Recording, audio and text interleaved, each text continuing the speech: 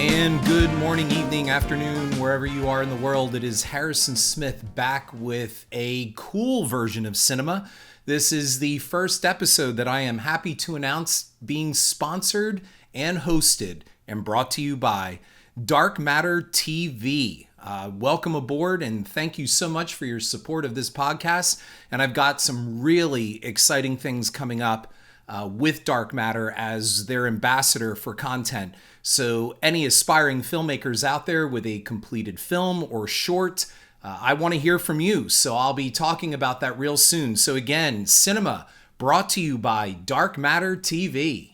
Dark Matter TV is a fantastic streaming platform. It is an app you can download and get to see some really cool films that normally you just don't see, and you have to kind of dig on YouTube for them for really lousy quality. Well, they're in really nice format on this platform and some great oldies. Like one of the things that attracted me to this was the fact that it was like looking at late night cable back when I was a teenager. Some of the choices and menu selections and some great news stuff as well too. And they're expanding, they're growing, and that's going to be part of my mission as ambassador is expanding content, both independent and feature film, commercial feature film. So get a chance, get out there, look at darkmattertv.com. It can be downloaded for both Apple and Android. We are now up to episode 33, and technically this is going to kick off Women in Horror Month starting in February.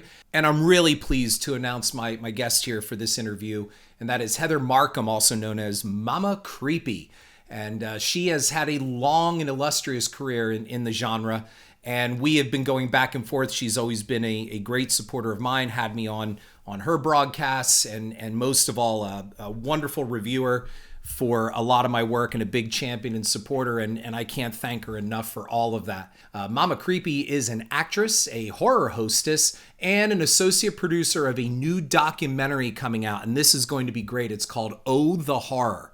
So you've got to see this, and she'll be telling us about it as well too, and a screenplay that she has been working on with her late best friend. So this is just some great stuff and some wonderful insight to the concept of women in horror and the rediscovery of women that seems to take place periodically. People in the industry seem to praise women, then forget, and come back to realizing that, wow, women actually do something in this industry and genre. So without further ado, I give you my interview with Heather Markham, also known as Mama Creepy. Take it away. Hi. Well, thank you first. Thank you for having me on. Well, I'm Mama Creepy. I've been podcasting, horror hosting, acting, writing for a long time now. I started out in special effects, but I've Yep. been in the horror industry for a long time. Well, let's not say too long, right? Yeah, not too long. I don't want to age myself. Right, exactly. I've been hiding in the independent horror genre for a long time. First of all, it's always exciting to have a female horror fan, and most of all, someone in the industry to talk to. As you know, you've listened to my broadcast, my episodes, and it's not about film reviews, but looking at where the industry has been and where it's going. And although it seems most people will agree that there's never really been a better time for horror. As a woman in the industry, with all the aspects that you've touched upon, like you're not just one thing, so you have your hands in many things. What is your opinion of the state of horror right now, and where it's going? And is there anything cynical going on in this industry? I think right now is a really good time for women in cinema. I also really like what you've done with your podcast and taking it from your blog and turning it into a podcast. But like my last podcast that I had, I really focused on women in the genre because I really thought that was important, showing Yes. the things that women, the accomplishments and the things that women were adding to the genre, whether it's directing or acting or writing, um, doing stunts, whatever, because it's something that isn't shown so much, and it hasn't been shown so much, but now I think that's really coming more to light. And it's funny because next month is Women in Horror Month, but I think that more and more women are going to be recognized, or starting to be more recognized, and I'm glad that that's changing, because it's a change that has needed to be done more and more often. So I'm really glad that that is finally, women are stepping out and being shown in the light that they deserve. And one thing that I'd like to add to that is, and it's kind of a little bit of a shame on the entire film industry, and that is, it seems that Hollywood seems to have every so many years an epiphany about women, whether it's in horror or action or drama. Suddenly Hollywood goes, oh my God, like people will pay money to go see women in films in different roles, action films or directing or whatever. And for me, as a male, I sit back and go, why does it always take a car to fall on somebody's head to realize this? You would think that after the first epiphany, this would just keep running, but it seems like it runs, then it dies off a little bit, and then a woman does something breakthrough, at least what Hollywood perceives as breakthrough, when actually they've been doing it all the time. But Hollywood seems to have just recently discovered it, and then they go, "Oh, all hail, this woman or these kind of women." And it's like you folks realize that women have been around a while, right? Yeah, I totally agree. And the perfect thing to look at was the last Halloween movie that came out with Mhm. Jamie Lee Curtis.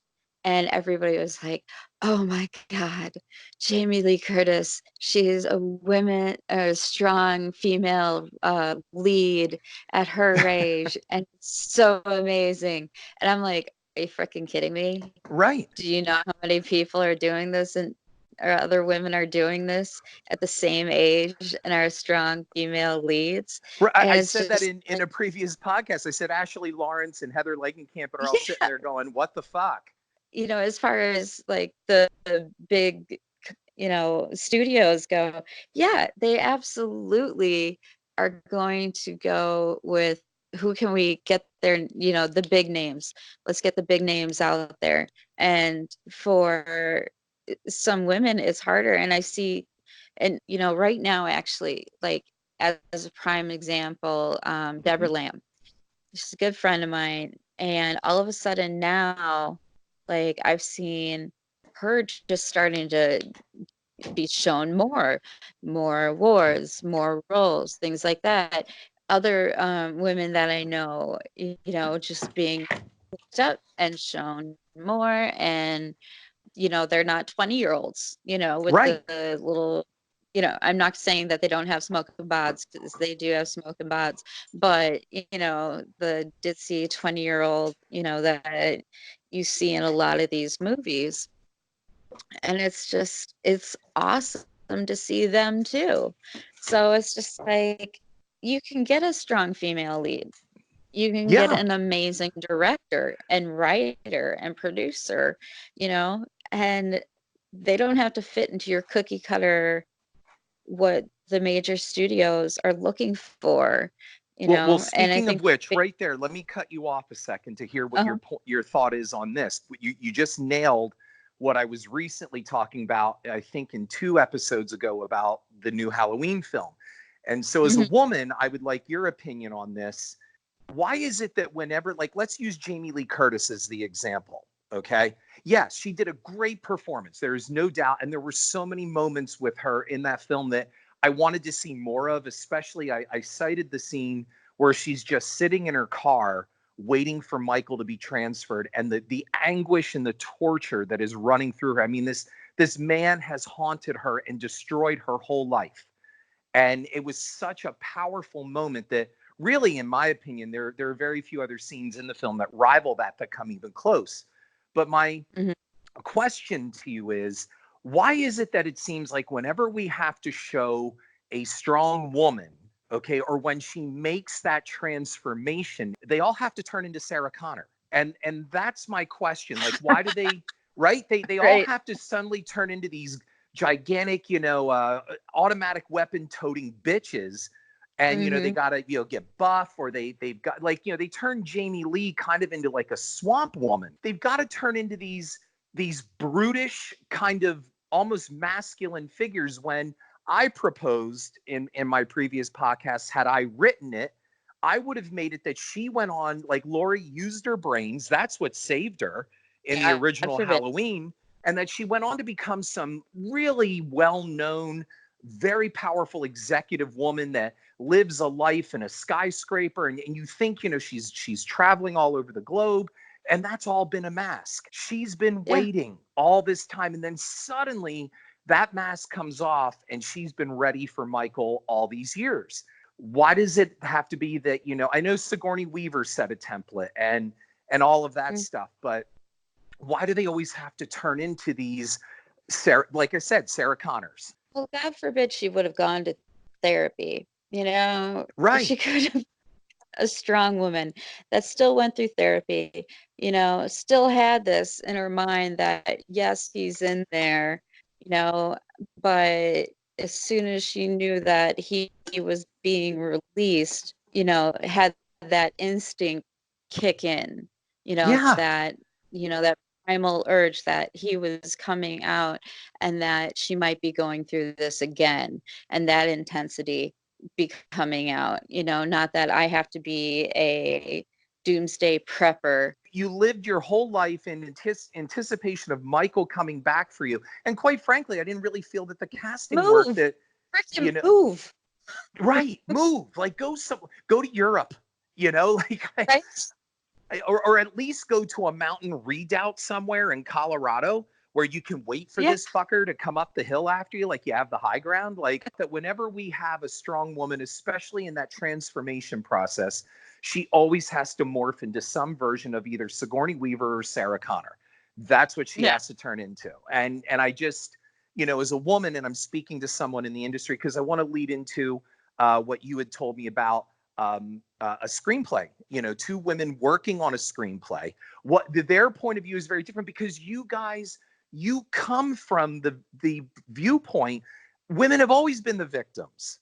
So now there's a yeah. chance for women to turn these tables around. A lot of the male executives that are in charge of all this, they go, well, all right, she's strong, but we're going to make her a man.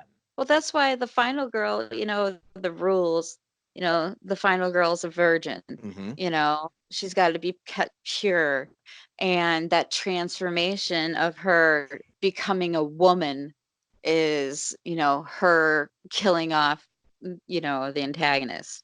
That's Right. her becoming a woman, blossoming, so without losing her pureness, she's Right. still pure, so you see that and it's like, yay, final girl. I love that. But it's still, you're doing the same thing. You're still doing the Sarah Connor thing. Let's shift gears for a moment. Tell us, okay, women in horror, women are out there creating. Tell us about your screenplay. I've been working on it for a while. My best friend, Julie Whalen, she and I had been working on it for a while. She had actually inspired me. It's kind of not a true story, but inspired by a Mm-hmm. real person. Julie, she actually she passed away in August, and it's been really hard to go on working on this without her there. But Sure. she's always been my cheerleader. So, and she was, yeah, definitely the biggest horror fan that I know. She loved Death House, by the way. Loved Oh. Death House. Absolutely loved it. When you were on my show, she was really happy. So we were working on it together and, bouncing ideas off each other. And I think women can come from a different point of view than men. And I'm not saying that it's a good thing or a bad thing, but women come from more of a maternal and just a different point of view to when they're writing. The number one thing I want to say, I guess I'm going to say from the viewpoint of a male, and that is, Mhm. don't apologize for having a different point of view, or that women might have a different point of view. We've become now this society, like, where the mob mentality sets in, where we, oh, there's non-binary and there's gender fluid and there's, look, women do have a different point of view. They are the mothers. They do give birth. It drives me nuts when I hear a man go, "We're pregnant." No, fucker, you are not. She's pregnant. I went through that in another previous episode about the pronouns of fandom. When people go at a sports event, when a football team wins, we did it. No, they did it. You watched the game. You did nothing. You bought the ticket. They played the game. You're writing this screenplay. And so you have a particular, if there is a female point of view, that is fantastic, because no matter what anybody wants to say, there are differing point of views, and it's okay. Absolutely. And I get into it all the time on social media. I do. Yeah, I try not to take the bait too much.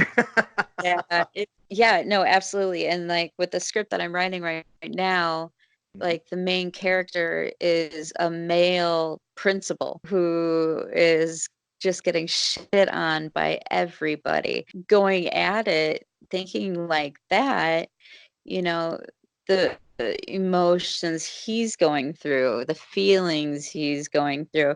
And I'm not saying that I can do it better because I'm a woman, but I have my own personal way that I'm looking at it and I'm going towards it in this horror movie.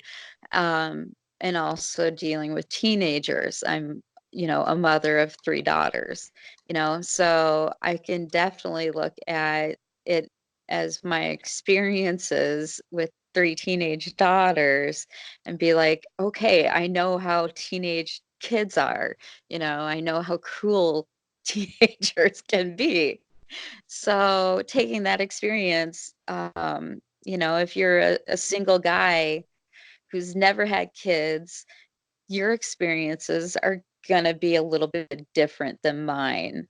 And that's okay. Really okay. We're just totally coming from it 2 different places. That's just the way it's gonna be. And different is good. You talk to the big studios, they just want to crank out shit, and they want to crank out the same thing. They want to rehab and rehash all the old movies, keep kicking out the same thing over and over and over. They think they have this same cookie cutter box of movies, like, okay, this has worked, let's just kick out the same crap again. Sorry, this it just drives me nuts that they do this, but they're like, okay, this formula worked, let's just keep doing it. I haven't had TV in a really long time, and Well, when I and you're moved, really not like, missing a whole hell of a lot. no, I'm not. And I just, the place I live in now, my roommates had like they have HBO and all this stuff, and I started watching some of this stuff like that's on TV and watching it. They have all these horror movies, and they're all the same. Like the young kids, like that are in their 20s or whatever, and it's all the exact same movie. It was like Hellfest, Hell Yep. whatever, and it's like all of a sudden I'm like, okay, these are all kids that are at an amusement park or something, and they've got some killer on the loose that's trying to kill them, or they're being tortured at an amusement park, and they were all the same movie, and they were like back to back to back. This is utter shit. I'm like, I could just see them all sitting in a room together being like, okay, now just sitting across from each other, like writing the scripts. You just saw that I posted recently about Warner Brothers. AI is going to be picking the scripts and all that stuff. Oh, It's yeah. like they're just looking for that algorithm. And then of course there's also the fan service, and I've talked about that a number of times with cinema, that there's a fine line between pleasing your fans and pandering to them, and and that's become a problem. This has become a major problem. Look at Star Wars. You can't please them if you move away from the material and give something new, and you can't please them if you basically kiss their ass. You can't win either way. We're 20 years in Afghanistan. Nobody gives a shit. But boy, don't go talking Star Wars and upset someone, boy. Then watch you light up the social media. There's a lot more important things going on in the in the world and this country than freaking Baby Yoda. Like, Right. I refuse to watch or do anything with Disney. I'm very anti-Disney. And so when I started seeing all this Baby Yoda stuff, I'm like, okay, that's cute. But what the hell is Baby Yoda? When I said that, people like flipped Oh out. yeah. How do you not know about Baby Yoda? Have you been living in a cave? Like all this stuff. I'm like, no, I don't know what Baby Yoda is, and honestly, could I give a shit? It's hard not to become cynical with all of this. Like, what are your plans with this screenplay? Where do you hope it ends up? Obviously made. I'd like to get at least limited theaters. You know, I'm not expecting this movie to be a blockbuster. It'd be awesome. Hey, that would be great. Sure. You know, but Always. that's not what I'm doing it for. I mean, that would be awesome. I mean, I want to get out there. It's my art. I want to get it out there. I want people to see it and love it and enjoy it. It's going to be a comedy horror is really going to tug at you and try to make you you'll have questions about your morals. Let's just put it that way. Well, it's, About God forbid who you you do want something to to make people die. think. You don't want to do that. Yeah, I would like to make probably the money back. Sure. Like, It's always good. it's like I just want to make a movie that people enjoy. Sure. I want to get out there and have a movie that people enjoy. That's the most important thing with it is I want people to see it. It would have meant a lot to Julie. It's kind of like with Death House, that movie was really anybody who knew anything really about it, how it was written, story about how it came to be, it was an emotional movie. Going back to, like what you were talking about with your script, and you're looking to do something a little fresh, a little original, make people think. And the problem is you walk that fine line as well too, because and I don't want to turn this into a Death House soliloquy here. It's just simply with Death No, House, there was a definite expectation of when I did not like that Expendables of horror thing. I did not like it because it created something false in people's minds, and they started thinking this was going to be Tony Todd as Candyman, Kane Hodder as Jason yeah. Voorhees, and it was going to be this monster mashup. And quite frankly, I finally was so blunt in an interview when somebody said, well, why don't you like that? I said, because it's fucking stupid. Yeah, people were being pissy because Robert Englund wasn't in it and because Bruce Campbell wasn't in it. It's like, well, Ash isn't going to be in it. And it's like Right. Freddy Krueger isn't in it because I know Robert Englund had scheduling problems. People are going to always bitch about something, Sure. No matter what. Horror fans are fickle. They want to expect a certain something. And if they don't get it, they're all online. The number one thing people like to seem to bitch about online are remakes and reboots, and yet they go right out to see them. So what are you seeing, and what is your thought on that? I really don't go and see them. I'm fickle with the movies that I see. Sure. I want to see originality. I don't want to see another horror movie that's been rehashed. Because honestly, it pisses me off. We've talked before about you doing another Nightmare on Elm Street. Yes. I would watch that because I know how you write, I know how you direct, and I could see you doing a good job. See, when I see the ones coming out, like the big blockbuster one, like New Nightmare, that was a piece of shit. Rob Zombie's Halloween movies, crap. His last movie that came out, Three from Hell. Sorry, that was crap. That was lazy writing. Devil's Rejects had a perfect ending. It was just beautiful. The way it was done, the music, everything, it was well done. But then brought back to, I don't know why the hell, if, he felt that his fan base was waning or what the hell the deal was, or they just showed him enough money. Oh, God, it was just lazy as shit. And Sid Haig was in it for, a couple minutes, honestly, in the beginning of it. Just rode on Sid Haig's death. that, you know, this was Sid's last movie, and it wasn't his damn last movie. That whole movie just irritated the shit out of me. Cinema is not just looking at the cynicism, but when somebody has the ability to make something great and they just choose not to. See, cinema isn't like Humanoids from the Deep, where you have Roger Corman and they're making these low budget schlocky, or Galaxy of Terror. Galaxy of Terror is not cinema. It is not CYNEMA, because they set out to do an Alien ripoff. It's a lot of fun. It's goofy. They definitely took advantage of their low budget. What we're talking about is when somebody has $50 million or $20 million and they just go, fuck it, we're just going to do this. And that's what it's going to be. So there you go. Once they're released online, then I'll watch them, but I'm not gonna go pay that to the you know, to the movie theater. I don't want to go to the movie theater and have a crap experience. I've always talked about how I am a practical effects girl. Practical effects with some CGI, fine. You can make them blend really well. You don't have to just have strictly one or the other. If you're going to do strictly one, just go with practical effects. I saw Doctor Sleep recently, and I really I liked love it. Dr. Sleep. I loved Yeah, it. I thought it was great. It explains so much, so Thank much you. more. It really, sorry Kubrick, but it did such a great job. They You did don't have to such a apologize, great, because you know how yeah, I feel about The Shining. yeah, I And it know. made me appreciate The Shining a little bit more because, just as you said, it filled in so much that needed filling in and gave it Exactly. some heart and soul, because the original was so damn cold. We understand Danny better now. We understand the Mhm. relationship with the Overlook, and and it's not that they dumbed anything down or had to spoon feed me.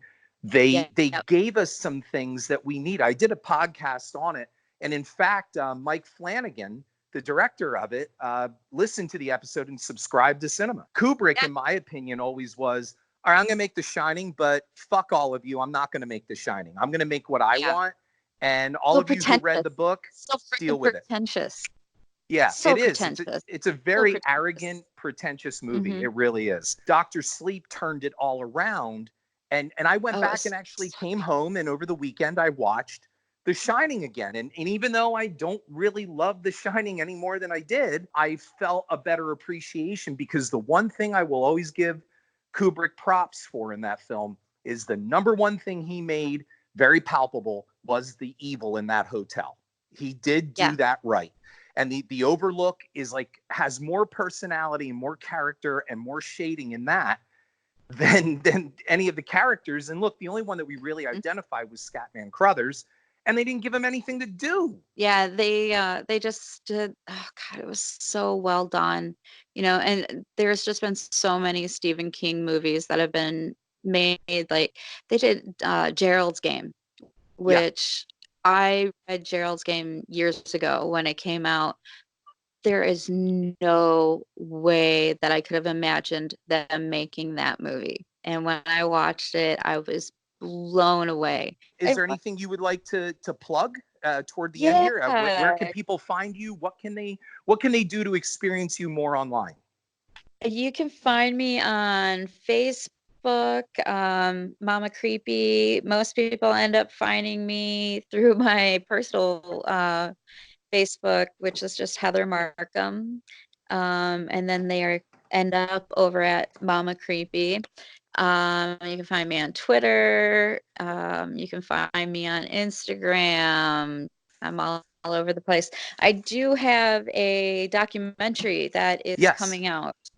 That's Oh, the Horror. It's actually directed by Tony Newton, and it's really awesome. 25 people are interviewed throughout it, and it's all about we were all asked the same questions, and then each of us answered them throughout. Like different people answered. um Tony's awesome. He's like a super huge horror fan. He's British based. He's a writer, filmmaker, he's screenwriter. Like um he did Grindsploitation and like Virus of the Living Dead. Oh wow. Okay. But we Yes. have like, yeah, like we have Justin Beam from he's a writer at Yep. I know Justin. Fangoria. Yep. I know Yep. Justin well.